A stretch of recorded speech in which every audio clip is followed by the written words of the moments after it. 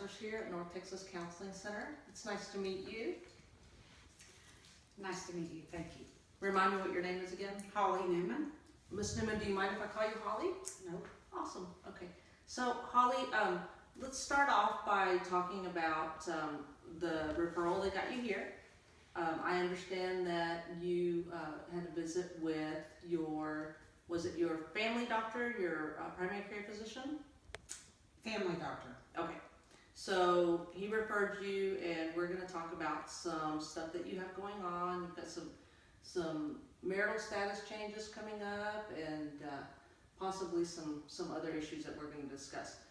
I'm going to start out by talking to you about what your insurance is going to cover. I think your insurance covers 6 visits. If we need more than 6 visits, we can always file for more, but I think it's probably going to be enough. It usually is. Also, we're going to talk about some confidentiality. So I know that you are in the midst of a divorce, so I just want to reassure you that whatever we talk about is completely confidential. Thank you. So thank you. There's a shared file with your primary care physician, Dr. Thomas. But if there's anything that you're not comfortable with me jotting down in those notes, if you'll just let me know, I'll make sure that I omit that from my notes, so he won't be aware of anything that we talk about. And of course, I would never discuss anything with your, soon-to-be ex-husband or his attorney. The only time that any confidentiality would be broken is if we had a court order from a judge. But very seldom. I mean, this is a divorce. This is not, any type of extreme situation where something like that would happen. Okay, So if you're comfortable with that, then we can proceed. I am. Thank you. You're welcome. Okay, so Holly, I talked to Dr. Thomas briefly, and so he felt that you were having some anxiety issues, but he was telling me that you wanted to try some counseling before you tried any type of medication. Yes, I really don't care to take any medication. Okay. So is the anxiety part of the separation? Is it something you were having before the separation? I don't necessarily think I have an issue. Okay. But I want to keep my marriage, so Okay.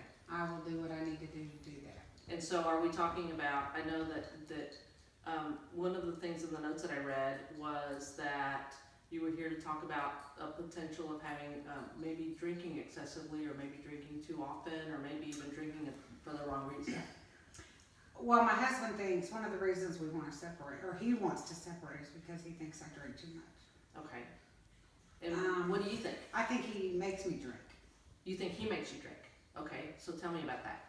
He stresses me out. Okay.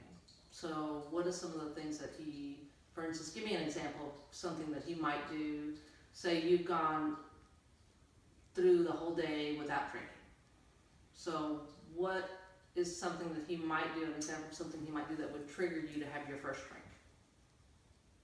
Well, he gripes all day. I mean, he gripes when he comes home, gripes about work, and he doesn't mind pulling, he has a drink first thing he does when he gets home.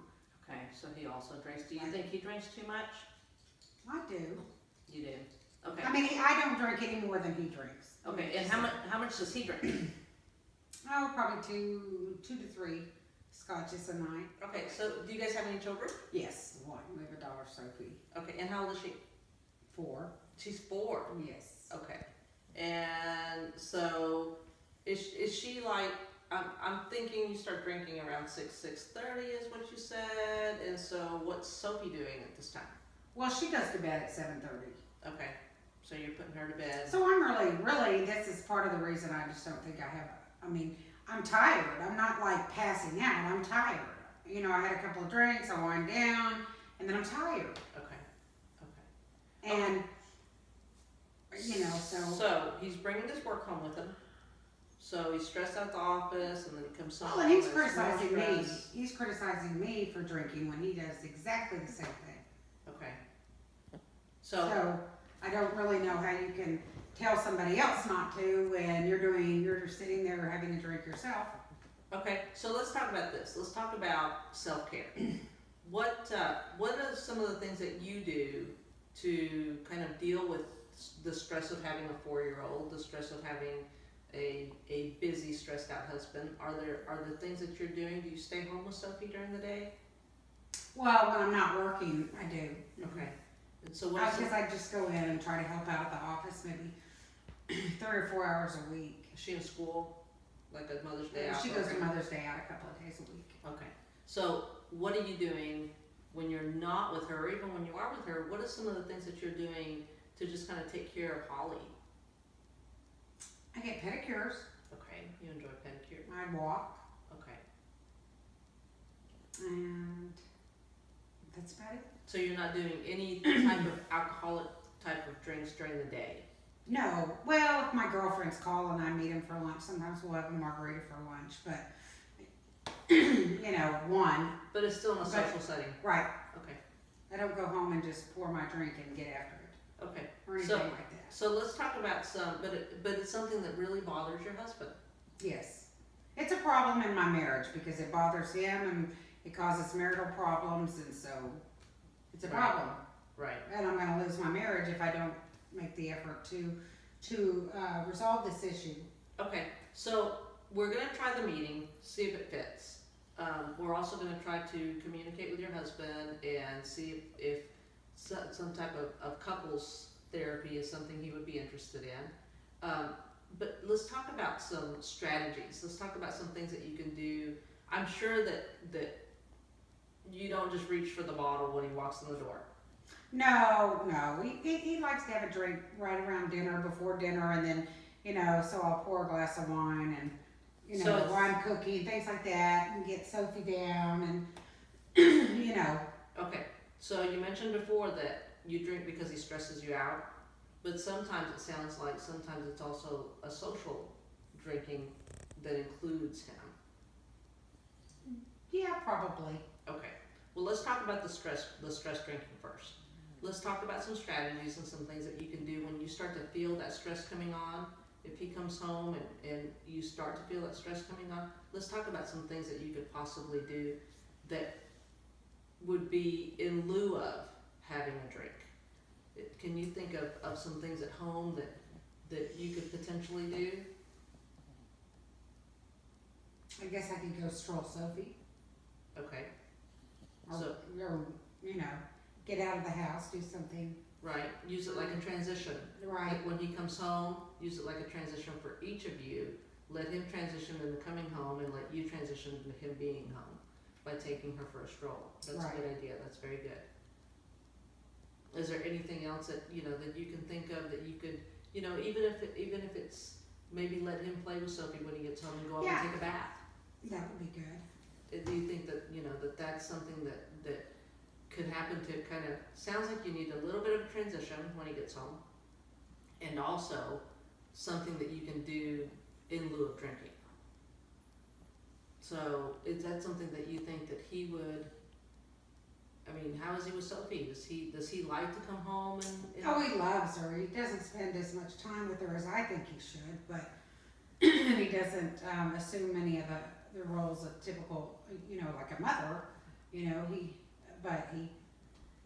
Okay, but it's something you're willing to try, and you guys are still living together, or you're separated? we still live together. Okay, so that would be something then that would be, He lives on the first floor, I live on the third floor. okay. So maybe you could meet in the middle floor, and he could play with Sophie while you're, you know, maybe just kind of taking a little time to yourself. Mm-hmm. Okay, that sounds good. That sounds like some good strategies. Let me ask you, are you a reader? No. You don't like to read? No, I don't have a lot of time to read. And Okay. so I'll read a short magazine article or something. Right. But I'm not a big book reader. Right. Okay. How many minutes we have? Your support group. Do you have family that lives close by? Yes, my brother and his wife live around, you know, a couple of miles away. That's nice. Mm-hmm. And they have kids, or no They have kids? two. About the same age? Yes. Awesome. See, that's Right. awesome. Yeah. And do you guys, I mean, your sister-in-law, is she like maybe a support system for you? Is she someone that you could? Oh yeah, she's great. You could maybe call her She's up wonderful. and go to lunch with her, and maybe. Yeah, she would do it. She'll do anything for me. She's wonderful. Mhm. And so, do you guys like socialize together? Yeah, but you know, if I can't get Sophie picked up from somewhere, I can just call my sister-in-law and she'll do it, or, you know, like if anything I need, she's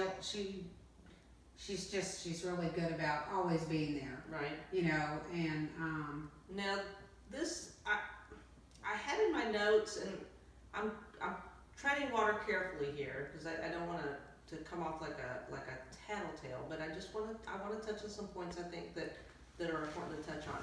I had in my notes from Dr. Thomas that you had mentioned to him that your sister-in-law often brings you alcohol if you can't get out of the house with Sophie to get it on your own.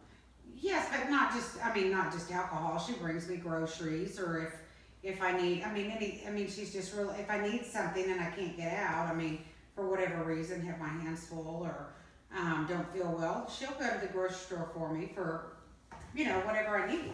Mm-hmm. And I would do the same for her. Okay, so does she also drink? Not really, no. Okay. But how many times do you think that she's just kind of brought by some alcohol just if you couldn't get out? I don't know. I haven't really thought about that. I don't know. I don't know that I asked her a lot. Yeah, maybe a couple of times in the last 2 months. I don't know. Okay. Mm-hmm. Okay, Holly, so I want to know a little bit about your family background. Were you raised in a nuclear family, or were your parents divorced? Nuclear. What's the nuclear? Like, were they married? Did they stay Yes, married? traditional. Mm-hmm. Traditional family. You have just the one brother? No, I have 2 brothers and a sister. Okay. And where are you in that? I am the oldest daughter, second child. Okay. So we're all pretty close, 12, 16 months apart. And did your mom stay home, or did she work? She worked after we had been, grown up and out of the house. But she was a stay-at-home mom.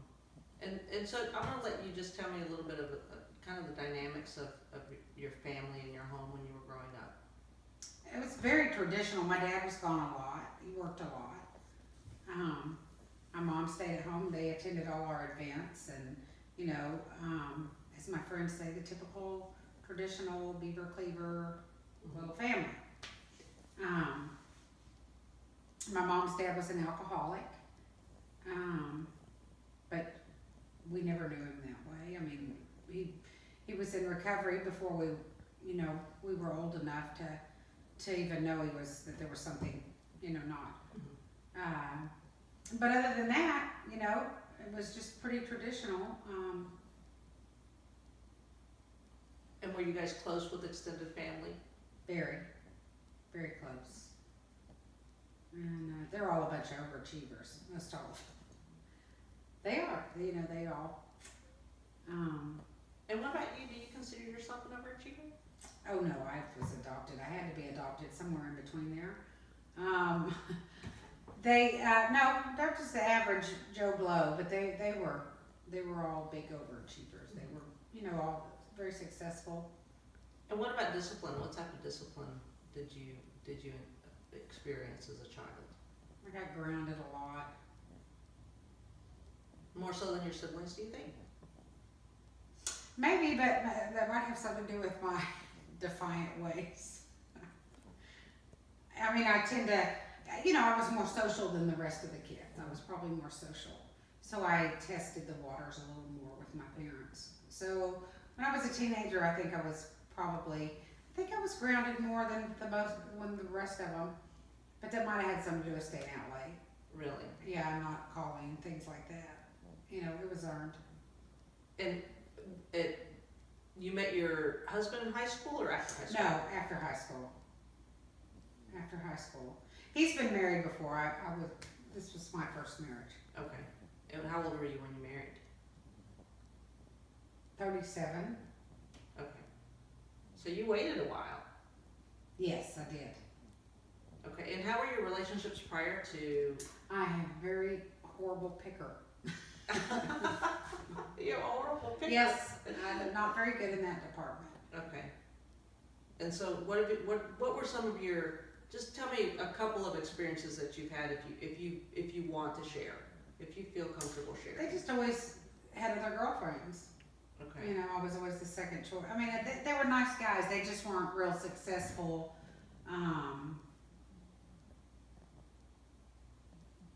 They just worthless. They Okay. were just, you know. But your husband is successful. Yes, he is. Educated. I did well in that department. Okay. You know, other than the issues at hand, I did pretty well. You know. Mm-hmm. Okay. So you've told me about the issues that he has. And the reason that you're here is because you're trying to save your marriage and you're trying to fix his complaints.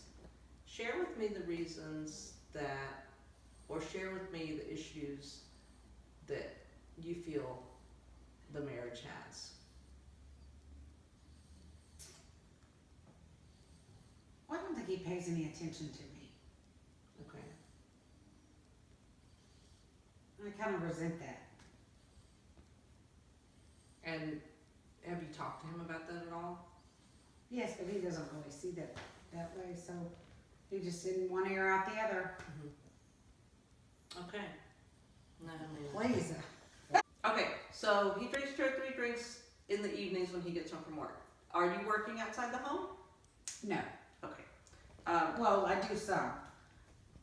I do a little bit of work for him, Okay. which probably causes some of the stress. Okay. And how long have you been working for him like that? Probably about 5 or 6 years. Okay. All right. So he gets home. He has a few drinks himself. He causes you to drink, stresses you out, and about what time does that happen? About 6:37. So in the evening. So you've gone all day without drinking then? Right. Okay. That's why I don't think I have a problem. Okay. And are you drinking to a point of intoxication? Well, I go to sleep. Okay. You I drink go, until yeah, I get tired and go you to drink bed, until you yeah. go to sleep. Okay. All right. And is this something you do every single day? Not really. Couple of 3 or 4 times a week. Okay. But I'm So- tired too. I mean, I've had a long day and it's stressful, and then, you know. Okay. So what I'm hearing, Holly, is that you don't really think that you have a problem with alcoholism, but you are trying to take some strides maybe to some education and to some awareness so that you can potentially reconcile with your husband or Yes. potentially not end up Yes. in divorce. I would like to save my marriage. Okay. And is this something that you've talked with him about? A little bit, yes. Okay. And if you are willing to, are you willing to or able to just say you're not going to drink anymore at all? Yes, but he thinks I need some additional help. Okay. He doesn't want me to just do it on my own, he thinks. And are you willing to do that? Yes, I mean, I want to do whatever it's going to take to save my marriage, so. And is he also going to take some type of classes or go to some type of meetings? We and haven't stuff? gotten that far. He doesn't, right now it's about me. It's all about you. Okay. Okay. So have you looked into any of the group meetings that we have here at North Texas Counseling? No. So we have some group stuff going on, and then we have some individualized group or some individualized meetings. They're geared towards alcoholism, but I don't think it would hurt to go ahead and maybe participate in a few and see if it's something that fits. If not, I know that there's some groups for I know that there's some therapies and there's some groups that go on.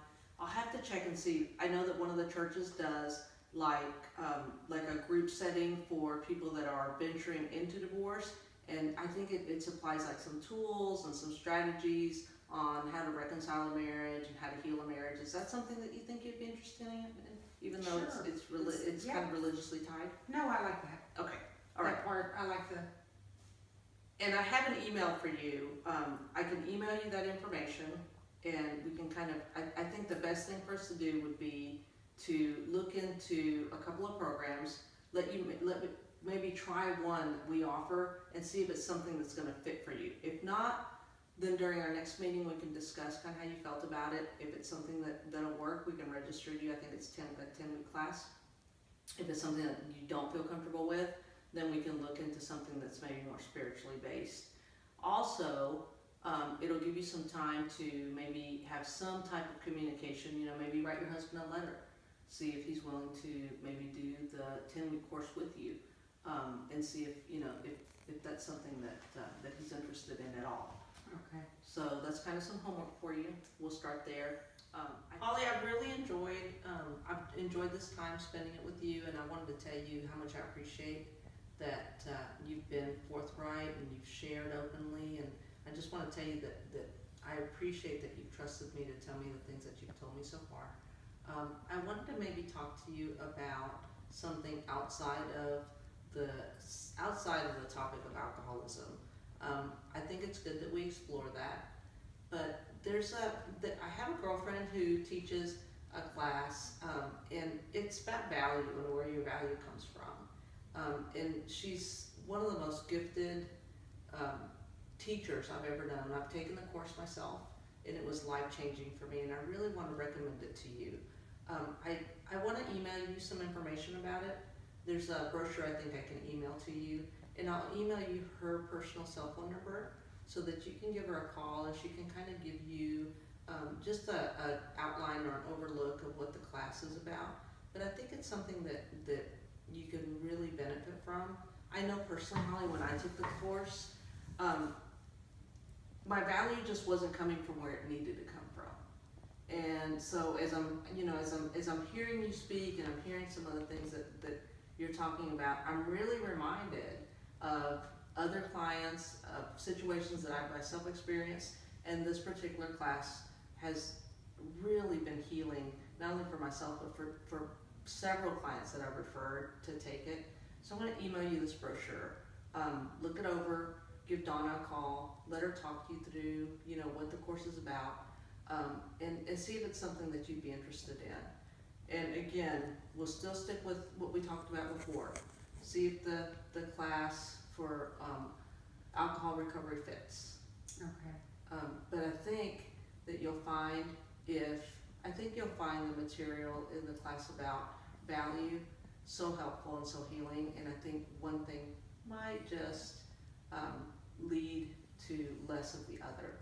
I just don't see, I don't see you talking about, drinking every single day all day long, or drinking, being drunk already at 10 o'clock in the morning. I think it may just be something that you're utilizing incorrectly, maybe just not quite managing stress well, and maybe not knowing where your value is. Maybe that got lost a little bit. So that's my recommendation. I want to see you 5 more times. Okay.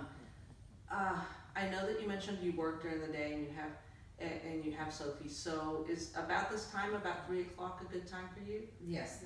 I have a standing opening on Tuesdays at 4 o'clock. Does that work for you? Yes. Okay. So the only thing I'll remind you of is we have a $25 cancellation fee. So if you're not going to be able to show up for some reason, make sure that you give me a 24-hour notice, or else, and this is just kind of an office corporate thing that they'll charge you for the visit even if you don't make it. And that can get costly because they'll also charge a visit to the insurance. So just make sure that you call. Right. You have access to a telephone, obviously. Yes. Okay. So just make sure that that you keep up with your appointment, and that you make sure that you call if you're not going to be able to make it. Holly, I've really enjoyed it. You have my personal cell phone number. So yes, thank you, and thank you for taking the time to come talk to me and sure, sit down and absolutely. visit. And I think that you're going to find that this is going to be very helpful. It's going to kind of help you to sort some things out, and hopefully you and your husband can can reconcile, since that's your desire, so and too. can work things out. Well, thank you so much. You are so welcome, and I'll see you next week. Okay, bye-bye.